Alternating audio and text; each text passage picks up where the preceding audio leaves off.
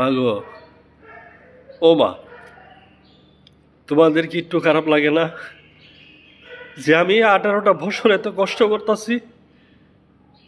একটু খারাপ লাগে না তোমাদের? আমার নিয়ে কি একটু পাবো না? আমি কি শুধু টাকার মেশিন না? আমি একটা মানুষ। তোমার সব ছেলেরা গর্বে ধরছো, আমার কি তুমি কি ফিরে ধরছো?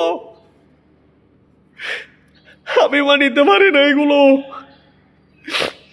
তোমরা কি একটা বার ভাবো না যে আমার ছেলে আমাদের সাথে কেন খারাপ ব্যবহার করে?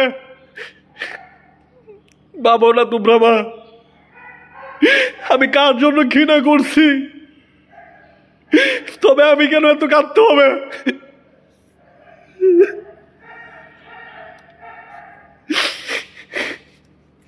কেন আমার এত কাঁদতে হবে? আমি তোমাদের জন্য 18 বছর ঘৃণা করছি।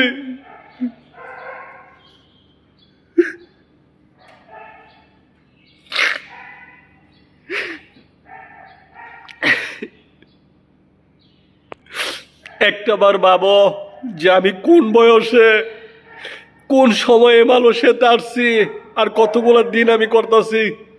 একটাবার অনুভব করো যে আমার ছেলে বাংলাদেশে আইসা কতদিন থাকে আর কতদিন পরে চলে যায়, আর কেন এতগুলো বছর বাবা মা ভাই বোন স্ত্রী সবাইকে ছেড়ে বিদেশে থাকো, আমি থাকি। তোমরা কি একটাবার ভাবো না? মা, একটাবার ভাবো কেন আমি এত কষ্ট করি? আমি কি পারতাম না ওই ভাইদের মতো সংসার নিয়ে থাকতাম? পারতাম না? আমি কষ্ট করি কারণ একটা কি, যেন আমার সন্তান কারো মুখের দিকে তাকায় না থাকে, কারো কাছে হাত না পাততে হয়। এই কারণে আমি আজ কষ্ট করি।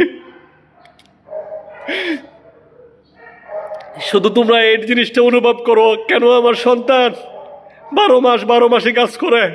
আমি অসুস্থ, আমি অনেক ক্লান্ত, তারপর আমি ডিউটি করি। কারণ কি? টাকা লাগবো, সন্তানের ভবিষ্যৎ হইব। 36 বছর বয়সে আমি বিয়ে করছি, একজনের বাপ হইছি। আর আমার ছোট ছোট ভাই বোনগুলা বিয়ে শাদী করছে, 3টা 4টা সন্তানের বাপ হইছে। তোমরা কি একটাবার ভাবো যে আমার এই সন্তানটারে কেমনে জীবনটা যাইব? আমার যদি বিদেশটা শেষ হয়ে যায় আমি কি করে খামু? আমি যখন বিদেশটা শেষ করি? একটাবার ভাবো তোমরা? ভাবো না? আল্লাহ তোমাদেরকে হেদায়েত করুক। আর প্রবাসী সকল ভাই বোনদের মা বাবাকে বলি, কেউ সন্তানের সাথে খারাপ ব্যবহার করবেন না। যে সন্তানের সাথে খারাপ ব্যবহার করবেন ওই সন্তান বিগড়ায় যাইব। আমার মতো লাশ মরতে কান্না করব। আমি বিগড়াই নাই, আমি পরিশ্রম করি, কষ্ট করি, হয়তো আমি নিজেরে কন্ট্রোল করতে পারছি, এতটুকু আইতে পারছি। আর অনেক সন্তানে বিদেশে আসবো, গাঁজা মদ বিভিন্ন ধরনের বিভিন্ন কিছু ইউজ করব। কিন্তু আমি চেষ্টা করি কি, আচ্ছা একদিন তো টাকা পয়সার মালিক হব। এখন হয়তো আমার বাবা মা ভাই বোন কেউ আমার দেখতে পারে না, কোনো একটা সময় ঠিকই দেখব। কেউ কখনো কোনো দিন প্রবাসী ছেলে মেয়েদের সাথে খারাপ ব্যবহার করবেন না। আমার কান্নাগুলো আমি নিজে বুঝি কেন যে আমি কাঁদি। পুরুষ মানুষ কখনো কাঁদে না, পরিস্থিতি শিকার।